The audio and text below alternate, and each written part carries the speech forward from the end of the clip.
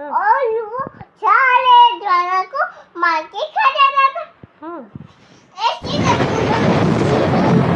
बकरी को और गाय को और भैंसों को और सबको खा, हाथी को और बंदर को, मोगली को, भालू को, बकीला को, सबको खा जाता था।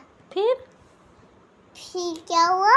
फिर वो लोग बोले कि चलो राजा साहब से बात करते हैं।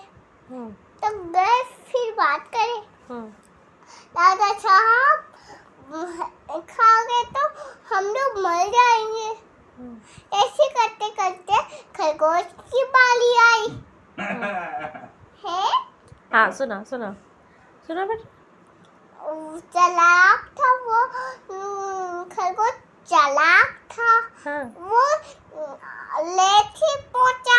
लोयन बोला तुम लेट क्यों आए? मुझे इतनी भूख लगी है तो तुम इतनी बुद्धू थे तो